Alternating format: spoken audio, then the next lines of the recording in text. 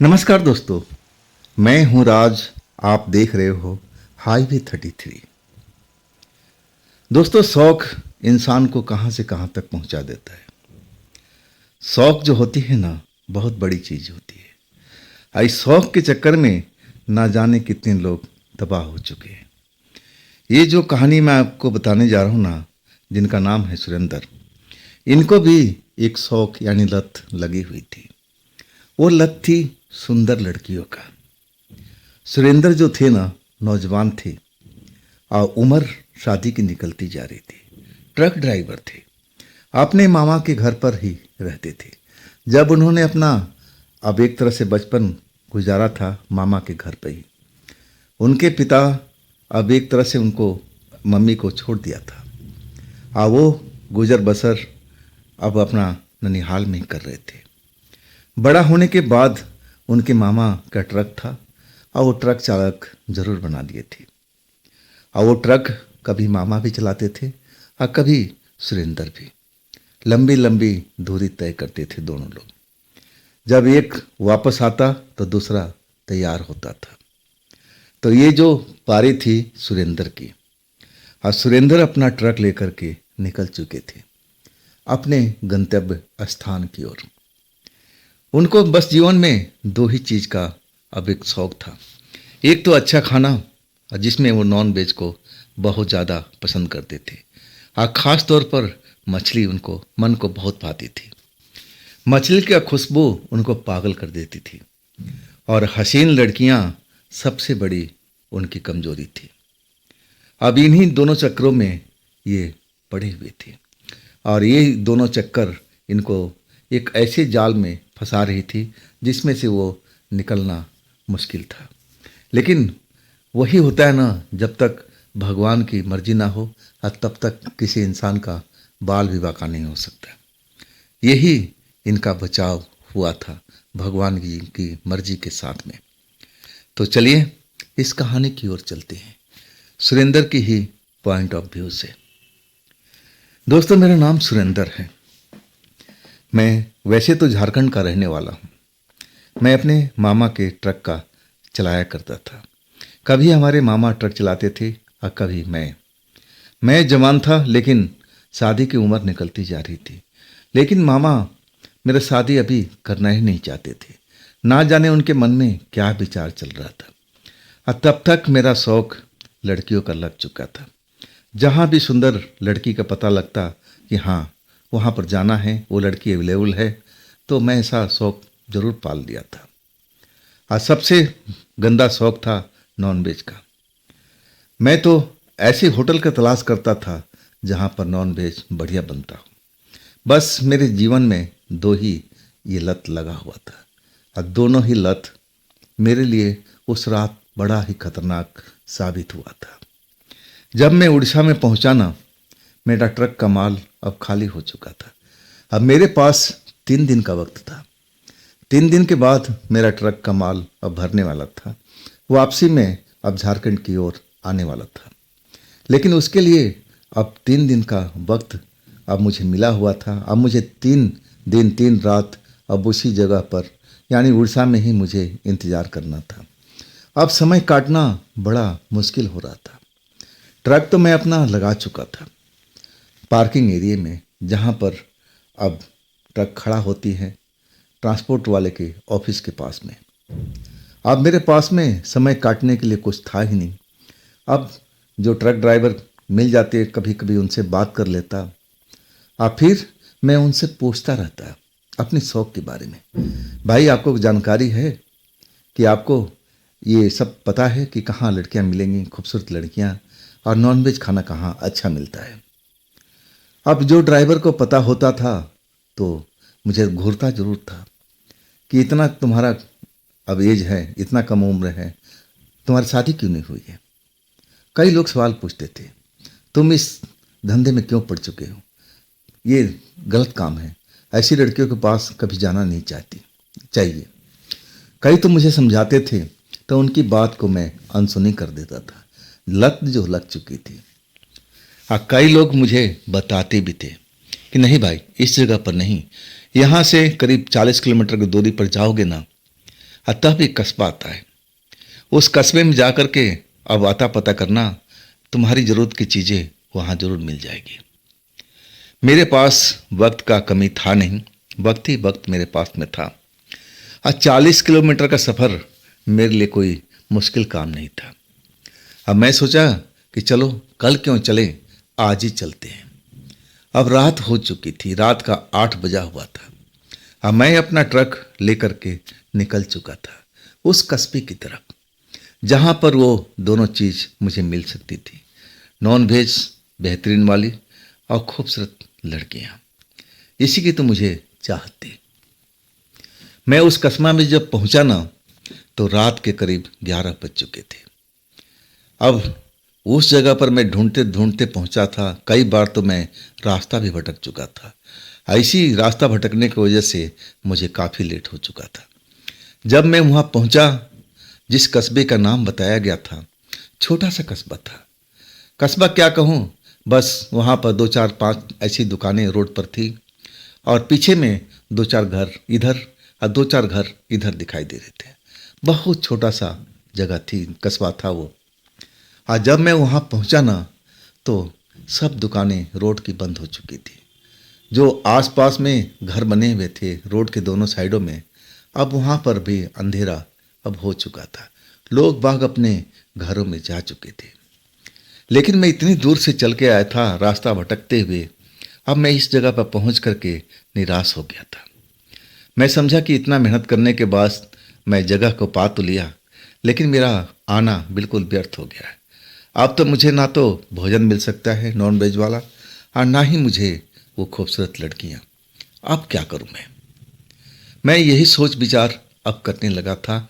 Truck एक जगह पर खड़ा कर दिया था और यही सोच विचार करते करते 10-12 मिनट बीत चुका था। और तभी मुझे रोड पर एक बूढ़ा व्यक्ति आता हुआ दिखा। उसके हाथ में डंडा था और डंडे के सहारे रोड पर चल रहा था। जिस उम्र में मुझे लग रहा था ना कि बहुत ज़्यादा ही बूढ़ा है। अब इस उम्र में लोग रात को भटकते नहीं हैं, अपने घरों में आराम करते हैं। लेकिन जब मैंने उसको देखा ना, तो मुझे अब यही मन हुआ कि चल कर के उससे पूछा जाए कि क्या यहाँ पर नॉनवेज खाना मिलेगा और वो खूबसूरत लड़कियाँ क्या यहाँ पाई जाती हैं। मैं अपने आप को रोक नहीं पाया। अब मैं ट्रक से उतर करके उस बूढ़ा आदमी के आगे खड़ा हो चुका था। जैसा ही बूढ़ा आदमी ने मुझे देखा ना, तो एक तरह से चौंक गया था। मेरी तरफ सर उठा करके देखने लगा, जैसे मुझे पहचानना चाहता हो कि मैं कौन हूँ, जाना पहचाना हूँ या अनजाना हूँ। जब मुझे वो पहचान नहीं पाया, तब बोल बैठा, कौन हो तुम? तुमने मेरा रास्ता क्यों रोका है? तब मैंने हाथ जोड़ के कहने लगा, ये अंकल जी, मैं रास्ता नहीं रोका हूँ, बस आपसे कुछ पूछना चाहता हूँ। मैं इस एरिए में अनजान हूँ और मैं इस शहर से आ रहा हूँ। अब मुझे पता चला है कि इस कस्बे में नॉन वेज वगैरह बड़ा अच्छा सा बनाया जाता है और खूबसूरत लड़कियाँ भी पाई जाती है। क्या ये बात सही है या गलत है? वो बूढ़ा आदमी मुझे फिर बड़े गौर से देखने लगा। उसके चेहरे पर एक मुस्कुराहट सी आई और फिर वो मेरी तरफ देख के कहने लगा, तुम लेट आए हो, अब यहाँ सब कुछ ख़त्म हो चुका है। ये जो तुमने बात सुनी है ना, बहुत साल पहले यहाँ पर ऐसा होता था, लेकिन अब नहीं होता। वापस चले जाओ। ये जगह इस रात तुम्हारे लिए सुरक्षित नहीं है यहाँ पर रुकना। तुम चले जाओ, देर मत करो।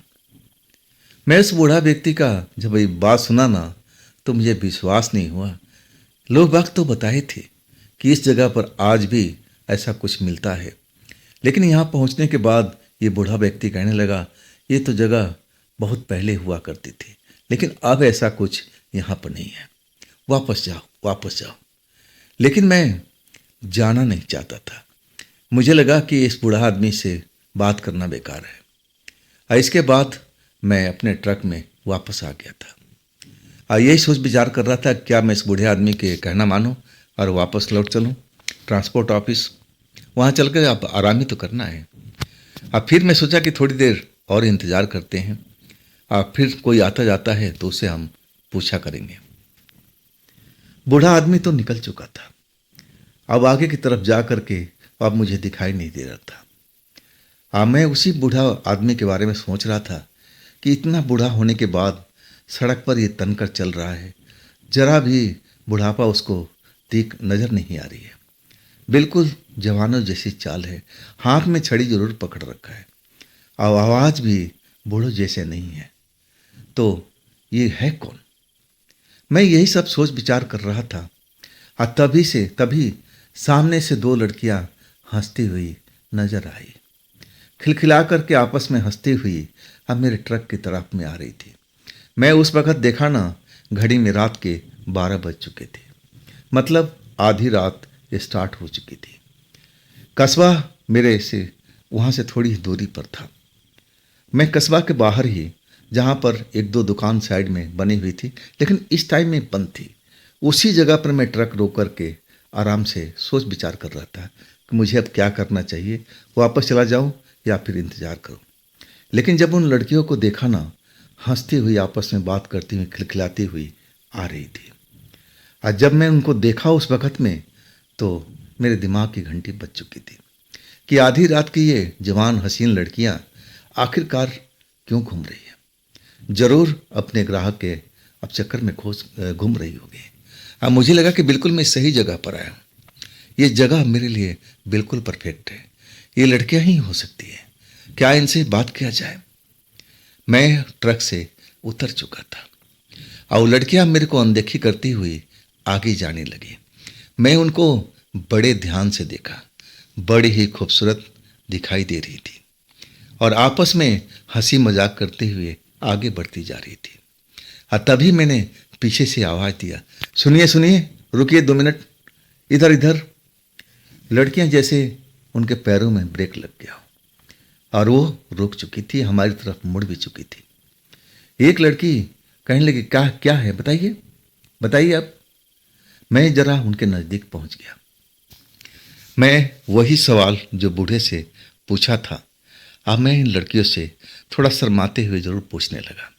ये जवान हसीन लड़की थी, मुझे ये बात बोलते हुए बेहद शर्म सी आ रही थी, लेकिन जो लत लगा हुआ था ना, लत की वजह से मैं बेशर्मी के चादर ओढ़ लिया था। मैंने तो पहले सवाल किया कि देखिए, मैं तो सुना था कि यहाँ पर बेहतरीन नॉन वेज का खाना मिलता है, तो क्या यह बात सही है? लड़की मुस्कुरा के कहने लगी, हाँ मिलता तो था, मिलता तो है, लेकिन अब इस टाइम बंद हो चुका है। वो सामने इस बस्ती को आप पार करेंगे ना, तो उस साइड में एक ढाबा बना हुआ है जो नॉन वेज ही बनाता है, बहुत ही बेहतरीन, लेकिन इस टाइम अब बंद हो चुका है, आप देर हो चुके हैं। तब मैंने दूसरा सवाल किया कि देखिए, मैं सुना हूँ कि इस जगह पर खूबसूरत लड़कियाँ पाई जाती हैं। जैसे ही मैं बोला ना, वो दोनों लड़की खिलखिला करके हंसने लगी और वो अब इतनी खूबसूरत लड़की खिलखिला के हंसने लगे, मुझे तो डर लग रहा था कि कहीं लड़की नाराज़ होकर के अब मुझे कुछ उल्टा सीधा ना बोलना शुरू कर दे। लेकिन वो तो हंसती जा रही थी, मुझे देख करके उनकी हंसी रुक ही नहीं रही थी। और तब एक लड़की बड़ी मुश्किल से अपनी हंसी रोकती हुई अब बोली, अरे तुम तो मेरे सामने ही खड़े हो, हमें तो वो लड़कियां हैं जिसकी बात सुनकर तुम यहाँ तक पहुँचे हो, क्या चाहिए तुम्हें? मैं जब उनकी बात सुना ना, तो मैं थोड़ा राहत महसूस किया। मैंने बोला कि देखिए, मैं आप ही लोग की चाहत में यहाँ तक आ चुका हूँ, तो बताइए कितना पैसा हमें खर्च करना पड़ेगा आपका साथ पाने के लिए। तब जो लड़की पहला सवाल कर रही थी ना, वो कहने लगी, मुझे या इसको? मैंने बोला कि दोनों को। वो लड़की दोनों खिलखिला के हंस पड़ी, अरे ऐसे कैसे हो सकता है, एक को चुनो तुम और तब हम अपना रेट बताएंगे। मैं बड़े ध्यान से दोनों को देखा, लेकिन जो पहली लड़की थी ना, वो बड़ा ही दिल फेंक लग रही थी, हंस रही थी, मुस्कुरा रही थी और उसका हंसने का अंदाज मुझे बहुत भा रहा था। अब मैं बोला कि जी आपके साथ, और तब मुस्कुरा के कहने लगी कि चलो फिर, देरी किस बात की है। मैं बोला कहाँ जाना पड़ेगा? तब वो कहने लगी कि देखो, अब इस जगह पर तो नहीं, हम आपको लेके चलेंगे अलग में, सामने में ही है, यहाँ से थोड़ी ही दूर पर। मैंने बोला ट्रक में बैठ जाइए, मैं आपको लेके चलता हूँ, इसी रोड पर है ना। तब वो कहने लगे अरे नहीं नहीं, उस जगह पर ट्रक नहीं जाता, कच्चा रास्ता है, उस पर ट्रक नहीं जा पाएगा, पैदल ही चलना पड़ेगा। मैं इसके लिए तैयार हो चुका था। मैं कहने लगा कि अपना ट्रक मैं कहाँ छोड़ूं। तब वो कहने लगे जहाँ पर आप रुके हो ये जगह भी सुरक्षित है, यहाँ कोई चोरी चकारी नहीं होती, आप यहाँ पर ट्रक को सुरक्षित छोड़ सकते हैं और चलना है तो आइए मेरे साथ में, हम लोग निकल रहे हैं। मैं तो जल्दी में था ही, और वो लड़कियां भी अब जल्दी जल्दी मुझे आवाज़ दे रही थी कि चलना है तो चलो, नहीं तो हम निकल रहे हैं। आखिरकार मैं अपने ट्रक को पूरी तरह से लॉक किया। अब फिर उन लड़कियों के पीछे पीछे चलने लगा। लड़कियां आगे आगे बहुत तेज़ी से चल रही थी, इतना तेज़ चल रही थी ना कि मुझे अब ऐसा लग रहा था कि मुझे दौड़ना पड़ेगा। ये इतना तेज़ कैसे चल सकती है, मुझे बड़ा आश्चर्य हो रहा था। सबसे पहला तो वो बूढ़ा आदमी जो बिल्कुल नौजवान की तरह तन के चल रहा था, और उसकी भी चाल बहुत तेज थी। तो क्या यहाँ के गांव के लोग ऐसी चीज़ खाते हैं जिसके वजह से इनमें ताकत ज़्यादा है? मैं यही सब सोच विचार करता हुआ और उन लड़कियों के साथ चलता रहा। कुछ देर तक हम उसी रोड पर चलते रहे जिधर से मैं आया था, और उधर वापसी की साइड में। लेकिन एक पेड़ आया, अब पेड़ के पास से एक रास्ता बाईं साइड में कटा हुआ था, कच्चा रास्ता था, जैसा उस लड़कियों ने कहा था, बिल्कुल ऐसा ही। अब उस रास्ते पर वो लड़कियां मुड़ चुकी थी, और एक पल के लिए वहां रुक करके मुझे आवाज़ देने लगी, अरे आना है तो जल्दी आओ, नहीं तो हम जा रहे हैं। तब मैं बड़ी मुश्किल से दौड़ता हुआ उनके पास पहुंचा, और मैंने उनसे रिक्वेस्ट किया थोड़ा धीरे चलिए ना, मैं इतना तेज दौड़ नहीं सकता, चल नहीं सकता। तब वो लड़कियां फिर खिलखिला के हंसने पड़ी और कहने लगी कि कैसे मर्द हो भाई। अब उसका जवाब क्या दूं, मैं चुप रह गया था। लड़कियां आगे आगे उस कच्चे रास्ते पे चलती जा रही थी, और मैं अब उनका एक तरह से पीछा ही कर रहा था। वो काफ़ी दूर निकल जाती तो मैं दौड़ लगाता था, और फिर मैं उनको पा लेता था, फिर वो आगे। ऐसा करते करते वो काफ़ी दूर उस कच्चे रास्ते पर आ चुकी थी, और सही में इतना तेज चल रही थी ना कि मुझसे अब चला नहीं जा रहा था। मैं एक तरह से दौड़ ही लगा रहा था उनके पीछे पीछे। आखिरकार मैं उनसे पूछा कि और कितना दूर जाना है। तब वो कहने लगे बस पहुंच चुके। और इसके बाद वो कच्चा रास्ता से एक और कच्चा रास्ता दाएं साइड में खेतों के साइड में जा रहा था, और उस पगडंडी पर दोनों लड़कियां अब मुड़ चुकी थी। अब आगे आगे लड़कियां, पीछे पीछे मैं उस पगडंडी पर। कुछ ही दूर जाने के बाद एक घर जैसा मुझे नजर आने लगा था। बाहर में रोशनी हो रही थी, लालटेन जैसे टांग कर रखा हुआ था, और उस लालटेन की वजह से अब वहाँ का अंधेरा छटता हुआ नजर आ रहा था। और दूसरी साइड में एक घर और था। जब हम उस घर के सामने पहुँचे ना, तो जो पहली वाली लड़की तो जिसको मैंने पसंद किया था वो तो रुक गई, और दूसरी लड़की उसको कहने लगी कि जाओ, मैं तो अपने घर जा रही हूँ, मैं आराम करूँगी। शायद वो दूसरे घर की थी, जो दूसरा घर दिखाई दे रहा था जो अंधेरे में डूबा हुआ था, और उस घर की तरफ चली गई। और वो जो पहली लड़की थी जिसको मैंने पसंद किया था, अब वो कहने लगी आओ, ये है मेरा घर। मैं जब उस दरवाजे पर पहुंचा, जब उसने दरवाज़ा खोला, वाकई में उस घर में कोई था ही नहीं, बिल्कुल एकांत पड़ा हुआ था। अब मुझे तो लगा कि इस घर में कोई ना कोई इस लड़कियों का परिवार रहता होगा। अब मुझे थोड़ा इसी वजह से अब डर सा लग रहा था। लेकिन जब मैंने देख लिया कि घर में कोई नहीं है ना, बिल्कुल एकांत है, तो मैं अपना अब मूड फ्रेश कर लिया था कि चलो अच्छा है, इस जगह पर यही लड़की अकेली है। और तब वो लड़की मुझे एक कमरे में ले गई, एक तख्त बिछा हुआ था, और उस तख्त पर मुझे बैठने के लिए कहा। अब फिर मैं जब बैठ गया तो कहने लगी कि थक गए होगे, कुछ पानी वानी पियोगे, कुछ शरबत वगैरह। प्यास तो मुझे लग रही थी, मुंह मेरा गला सूखा हुआ था। और तब मैंने कहा कि हाँ हाँ क्यों नहीं, बस मुझे थोड़ा सा पानी पिला दीजिए, शरबत नहीं, सादा पानी। लड़की मुस्कुराती हुई अब चली गई थी। अब मैं उस घर में जिस कमरे में था वहाँ पे लालटेन जल रही थी। अब मैंने उस लालटेन की रोशनी में उस घर को देखना शुरू किया। घर में जो भी सामान था बहुत कम था। बस वो तख्त बिछा हुआ था और एक छोटा सा एक अलमारी, लकड़ी जैसा अलमारी थी और उस पर एक मोटा सा पर्दा लगा हुआ था और एक पर्दा और लगा हुआ था। वो पर्दा किस लिए टंगा हुआ था मैं समझ नहीं पाया था। क्या दूसरी तरफ में कोई कमरा था? अब मैं उठ करके जब उस पर्दा को हटा के देखने लगा तब मुझे वहाँ पर कोई रास्ता नज़र नहीं आया। तो ये पर्दा टांगने का तुक क्या था खाली स्थान पर, दीवार पर? इसका मैं मतलब समझ नहीं पाया था। खैर, तब तक वो लड़की अब गिलास में पानी लेकर के पहुंच चुकी थी। हाँ, कहने लगी कि लीजिए पानी, ताज़ा पानी है, फ्रेश पानी है, पीकर आपको अच्छा लगेगा। मेरे पास में बैठ चुकी थी। अब मुझे घूर रही थी, जैसा उसका बस चले तो मुझे कच्चा चबा जाए। उसकी मुस्कुराहट मुझे और मदहोश कर रही थी। अब मैं जल्दी जल्दी से पानी को कटक लिया था। जैसे ही पानी पिया ना तो ऐसा लगा कि मेरे शरीर में जैसे आग सा लग चुका है।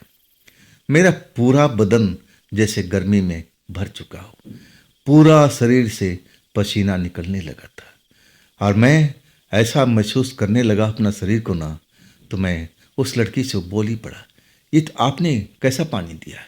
मेरे शरीर में तो गर्मी का आभास हो रहा है, मेरे शरीर से पसीने निकल रहे हैं, ये कैसा आपने पानी पिया है? लड़की मुस्कुरा करके हंसने लगी। कहने लगी, ये तो नॉर्मल पानी है, मैं तो आपको नॉर्मल पानी दिया है, अगर मैं शरबत देती तो ना जाने आप क्या कहते। कोई बात नहीं है, ये गर्मी थोड़ा सा आप बर्दाश्त कर लीजिए, इसके बाद आपको बहुत ठंडक मिलेगी। मैं बेचैन हो रहा था, वो गर्मी मेरे शरीर में बढ़ती जा रही थी। ऐसा लग रहा था कि मेरा शरीर में आग अंदर में लगा हुआ है और वो गर्मी को मैं महसूस कर रहा था। अब मैं अब लड़की को क्या बोलूं? तभी वो लड़की फिर कमरे से बाहर निकल गई और कहने लगी, बस मैं थोड़ी देर में आ रही हूँ, तब तक आप इस तख्त पर आराम क्यों नहीं कर लेते? तब तक आपका तबीयत भी सुधर जाएगी। वाकई में मुझे ऐसा लगने लगा कि लड़की ने जो बोला है वो ऐसा मुझे कर लेना चाहिए। मुझे इस तख्त पर थोड़ा देर आराम कर लेना चाहिए और तभी ये शायद ये गर्मी कम हो सकती है। और वही मैंने किया। तख्त पर मैं लेट चुका था और लेटते ही अब ऐसा लगा कि मेरे को नींद गहरी गहरी आ रही हो। मेरे पलके एकाएक भारी होने लगा था, लेकिन भारी पलके होने से पहले जो मैंने देखा ना, मैं आश्चर्य में डूब चुका था। मैं जो देखा, जिस पर्दे को मैंने चेक कर लिया था, वहाँ दीवार थी, लेकिन उसमें से एक काला सा इंसान और लंबे लंबे बाल जिसके काले काले और चेहरा, बड़ा सा चेहरा मुझे दिखाई दे रहा था। अब बिल्कुल काला बदसूरत इंसान की तरह, बस उसकी बड़ी बड़ी आंखें जो थी चमक रही थी। उसी दीवार में से निकला जो उस दीवार को मैंने पहले ही चेक कर लिया था। मुझे अंदाजा लग चुका था कि वहाँ पर्दा है तो कोई रास्ता तो नहीं होगा, लेकिन जब मैंने पर्दा उठाकर देखा तो वहाँ दीवार ही थी। तो उसमें से कैसे ये इंसान निकल के आ रहा है? क्या वहाँ रास्ता था जो मुझे नज़र नहीं आया? मेरी नज़र में तो दीवार ही थी, लेकिन ये कैसे हुआ? और तब तक मैं नींद के असर में आ चुका था। लेकिन मैं जब नींद में जाने से पहले मैं समझ गया था कि मैं कोई अब ऐसा षड्यंत्र में फंस चुका हूँ और मैं अपने आप को संभाल नहीं पाया। मैं एक तरह से बेहोशी की हालत में हो चुका था, चला गया था। मुझे अब कहाँ हूँ मुझे कुछ भी होश नहीं था। जब मुझे होश आया ना, तो मैं अपने आप को एक अंधेरी दुनिया में पाया। हर तरफ अंधेरा ही अंधेरा, कहीं पर कोई रोशनी नजर नहीं आ रही थी। हाँ, मैं जो नींद आने से पहले दृश्य देखा था, मैं दहल चुका था। वो लड़की मुझे जानबूझ करके अब ऐसा पानी दिया था ताकि मेरे शरीर के अंदर गर्मी पैदा हो और फिर मैं तड़पने लगूं और फिर वो मुझे आराम करने के लिए उस तख्त पर कहे और फिर मेरे साथ में कुछ खेल सके। मेरे पास में पैसा कुछ ज़्यादा ही था। अब मुझे लगा कि मैं ऐसे गिरोह का शिकार में फंस चुका हूँ जो ऐसा करके पैसा और सब कुछ कीमती सामान छीन लेते हैं। मुझे वही लगा था। सबसे पहले अपने जेब पर हाथ डाला। जब मैं अपने जेब पर टटोला ना, तो सब जो चीज़ जो जैसी थी अपनी जगह पर मौजूद थी। इसका मतलब मेरे साथ में ऐसा कुछ काम नहीं हुआ। तब मैं हूँ कहाँ पर? अंधेरा के अलावा कुछ भी नहीं दिख रहा था। हर तरफ अंधेरा ही अंधेरा। मैं इधर उधर घूम रहा हूँ, लेकिन वो जगह क्या है, कैसी जगह है, मुझे पता ही नहीं चल रहा है। मैं इधर उधर चलता जा रहा हूँ, लेकिन ना तो कोई दीवार, ना कोई रुकावट मुझे महसूस ही नहीं हो रही। हर तरफ मैं दाएं भी मुड़ रहा हूँ, बाएं में मुड़ रहा हूँ, पीछे भी जा रहा हूँ, लेकिन कोई रोशनी, कोई रास्ता, मुझे प्रकाश कुछ भी दिखाई नहीं दे रहा। खुला आसमान तो मुझे नजर ही नहीं आ रहा था। हर तरफ अंधेरा अंधेरा का राज था। मैं अपने आप को उस जगह से निकालने की कोशिश में लग चुका था कि हे ईश्वर, मैं कैसी जगह पर आ गया हूँ। ये कौन सी जगह है जहाँ पर न तो बाहर का कोई शोरगुल सुनाई दे रहा है, ना कोई प्रकाश दिखाई दे रहा है, ना कोई लोग दिखाई दे रहे हैं। ये कैसी जगह है? मैं कैसी जगह पर आके फंस गया हूँ। लेकिन अब मेरे पास में कोई चारा भी तो नहीं था कि मैं उस जगह से बाहर निकलूं। जिधर भी जाता अब मैं बढ़ता ही जाता, अंत ही नहीं था। जिधर भी निकलता उसका कोई अंत मिलता ही नहीं था। ना तो कोई दीवार, ना कोई दरवाजा, ना कोई बाउंड्री। जैसे मैं कोई अलग दुनिया में आ चुका हूँ। मैं ऐसी दुनिया में आ चुका हूँ जहाँ पर अंधेरे के अलावा कुछ भी नहीं है। और तब मुझे महसूस होने लगा कि कहीं मर तो नहीं गया हूँ, कहीं मैं मर कर के आत्मा तो नहीं बन चुका हूँ। लेकिन नहीं नहीं, ऐसा नहीं। मैं अपने आप को चिकोटी काटा। तब मुझे दर्द महसूस हुआ और तब मैं अपने आप को माना कि नहीं, मैं बिल्कुल जिंदा हूँ। लेकिन मैं हूँ कहाँ पर? मैं काफ़ी देरों से भटकता रहा, लेकिन उस जगह का कोई अंत आए तब ना। अंत मुझे दिखाई नहीं दे रहा था। और आखिरकार मुझे फिर ऐसा लगा कि नींद आ रही है। मैं अपने आप को संभाल नहीं पा रहा। अब फिर मैं जमीन पर ही गिर चुका था। नींद ऐसा आ रही थी कि मुझसे बर्दाश्त नहीं हो रहा था। अब मुझे लगा कि बस थोड़ा देर आराम कर लेना चाहिए। आज जब मैं उठूंगा ना, तो शायद कोई रास्ता नजर आ जाए। अब मैं जमीन पर गिर करके फिर अब नींद की दुनिया में जा चुका था। फिर जब मेरी आंख खुली ना, तब मुझे महसूस हुआ कि मेरे बगल में कोई लेटा हुआ है। मैं हूं कहां पर? क्या मैं उस अंधेरी दुनिया में हूं? और क्या उस अंधेरी दुनिया से मैं बाहर निकल गया हूं? आज जब मैंने अब नजर डाला ना, तो कमरे के अंदर प्रकाश था। मैं उसी तख्त पर लेटा हुआ था जिस तख्त पर लेटते ही ये सब मेरे साथ में हुआ था। अब मेरे बगल में वही खूबसूरत लड़की लेटी हुई थी। अब मैं उसके साथ चिपटा हुआ पड़ा हुआ था, बिना कपड़ों का। और वो भी वैसी हालत थी उस लड़की की भी, जैसे वो गहरी नींद में है। अब मेरा आंख तो भारी भारी अभी भी था। मैं बड़ी मुश्किल से अपनी आंखें खोला और तब मैंने उस लड़की को देखा। उस लड़की को देख करके मुझे थोड़ी तसल्ली हुई कि मैं कोई भयानक सपना तो नहीं देख रहा था। वो जो अंधेरी दुनिया थी, शायद वो भयानक सपना ही था। अब सपना मेरा टूट चुका है। मैं इस लड़की के साथ में हूँ, जो लड़की मुझे इस घर तक लेके आई है। अब डरने की आवश्यकता नहीं है। अब फिर मुझे वही हुआ, पलकें भारी अब तो हुई पड़ी थी। अब मुझे नींद फिर सताने लगी थी। नींद के आगोश में मैं फिर आ चुका था। आज जब मैं फिर आंखें खोला ना, तो मैं उसी अंधेरी दुनिया में वापस चला गया था। लेकिन मैं पैदल चल रहा था। कोई मेरे हाथ पकड़े हुए था। और वो लड़की जो मेरे साथ में लेटी हुई थी, अब वही लड़की थी। वो जो लड़की मुझे ट्रक के पास से यहाँ तक लेके आई थी। और वो मुझे आवाज़ दे रही थी कि मेरा हाथ पकड़ते हुए चलती रहो, चलती रहो। मैं जब अंधेरी दुनिया में फिर आ गया था वापस, मुझे समझ में नहीं आ रहा था कि मेरे साथ में हो क्या रहा है। कभी मैं अंधेरी दुनिया में आता हूँ और कभी अब उस पलंग पर, उस तख्त पर। अब फिर मैं अंधेरी दुनिया में आ चुका हूँ। ये क्या हो रहा है मेरे साथ में? मैं कहीं सपने की दुनिया में तो फिर नहीं आ गया। मैं उस लड़की का हाथ, जो लड़की मेरा हाथ पकड़ रखी थी, मैं उसका हाथ मजबूती से पकड़ लिया था। मैं बोला कि रुको एक मिनट, हम किस दुनिया में हैं, किस जगह पर हैं, ये अंधेरा यहाँ पर क्यों इतना दिखाई दे रहा है, हम कहाँ जा रहे हैं। लड़की रुक चुकी थी। नहीं तो मैं उसको देख पा रहा था, मैं तो अपने हाथों को नहीं देख रहा था कि मेरा हाथ कहाँ पर है, बस अंदाजा ही लग रहा था। तभी वो लड़की की आवाज़ सुनाई दी।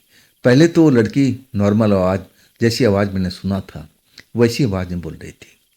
अब फिर वो कहने लगी कि रुको मत, चलो, तुम्हारे पास बहुत वक्त कम है, तुम जितना देर करोगे तुम इस दुनिया से निकल नहीं पाओगे।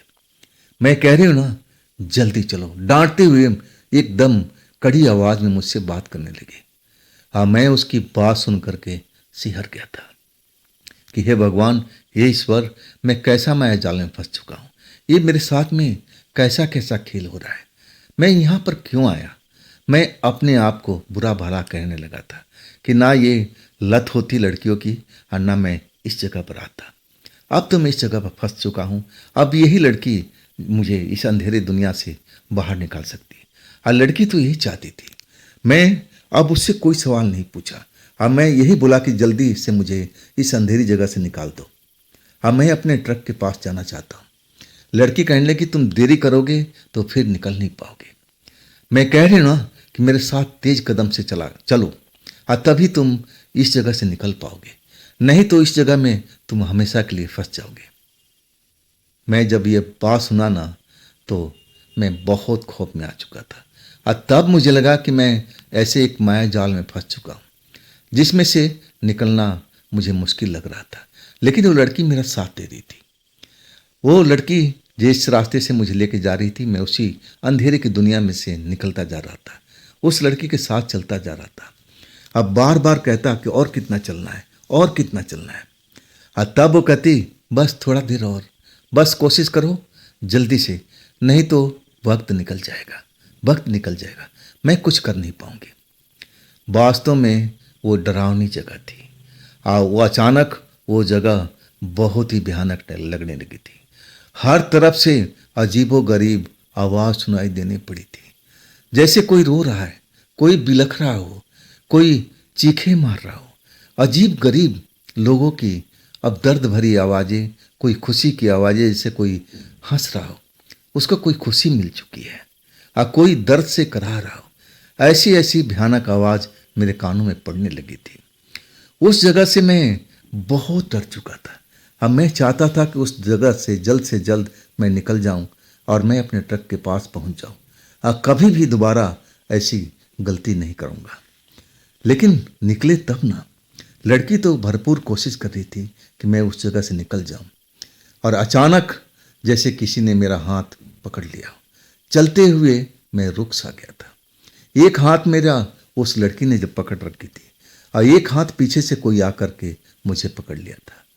और वो आवाज़ भारी जो मेरे कानों में पड़ी तो मेरा रोम रोम कांप उठा था। वो आवाज़ इतनी भारी थी, वो आवाज़ सुन करके मैं दहशत में आ चुका था। वो आवाज़ कह रहा था कि तुम यहाँ से बाहर नहीं निकल सकते, तुम बिल्कुल इस जगह से एक कदम आगे नहीं बढ़ा सकते, तुम्हें यहीं पर रहना पड़ेगा, इसी दुनिया में रहना पड़ेगा। वो लड़की कह रही थी कि नहीं नहीं, ये गलती से आ गया इस जगह पर, ये इसको हमें यहाँ पर रोकना नहीं है, मैं इसको निकालने जा रही हूँ। और तभी आवाज़ मुझे सुनाई पड़ी कि नहीं, तुम ऐसा नहीं कर सकती, तुम ऐसा कभी नहीं करोगी। लेकिन वो लड़की कहने लगी नहीं नहीं, ये गलती से इंसान इस जगह पर आया है, इसको हमें बाहर निकालना है। और वो मेरा हाथ खींचने लगी, और उधर जो पीछे से हाथ पकड़ रखा था वो अपनी तरफ खींच रहा था। वो बोल रहा था कि नहीं, तुम इस जगह से आगे जा नहीं पाओगे, मैं तुम्हें जाने नहीं दूंगा। और वो लड़की अपनी जीत पर अड़ी हुई थी। अब मैं दोनों के बीच में सैंडविच की तरह अब बन चुका था। दोनों ओर से दबाव आ रहा था। लड़की भी मेरा हाथ खींच रही थी, अब पीछे से जो आवाज़ आ रही थी जिस शख्स की, वो भी मेरा हाथ खींच रहा था। मैं तो फंस चुका था। आखिरकार लड़की ही जीत पाई थी, और कहने लगी तुम जहाँ से आए थे वापस जाओ, मेरे पीछे आने की जरूरत नहीं है। लड़की जैसे ही गुस्सा हुई ना, अब वो मुझे छोड़ चुका था। अब लड़की कहने लगी, देखो तुम तेज चलो, धीरे चलने से काम चलने वाला नहीं है, नहीं तो मैं तुम्हें निकाल नहीं पाऊंगी। ये जगह ऐसा है, जो इस जगह पर आ जाता है ना, वो आसानी से निकल नहीं पाता है, और लोग यहाँ तो फंसे हुए हैं। चलो देर मत करो। वास्तव में मैं खौफ से कांप रहा था। आखिरकार अब एक जगह पर आकर के लड़की रुक गई थी, और तब मैं थोड़ा संतोष की सांस लिया था कि शायद यहाँ रास्ता आ चुका है बाहर निकलने का। वाकई में एक दरवाजा था। जब उस लड़की ने खोला ना, तब मुझे अब बाहर की रोशनी नजर आई थी, चांद की रोशनी। मतलब अभी जो कुछ हो रहा था सब कुछ रात में ही हो रहा था, अभी बाहर चांद की रोशनी दिखाई दे रही थी। और लड़की मुझे धकेलते हुए दरवाजे से कहने लगी कि भाग जाओ, आप भूल करके इस जगह पर दोबारा मत आना, निकल जाओ जल्दी से। मैं उस दरवाजे से जो बाहर निकला ना, तो एक बार मुड़ के देखा था, और वो घर वही था जिसमें मुझे लालटेन जलती हुई दिखाई दी थी, और उसी घर में लड़की ने मुझे प्रवेश कराया था। वो कह रही थी कि मेरा ही घर है, लेकिन इस घर में इतना अंधेरा क्यों था भाई?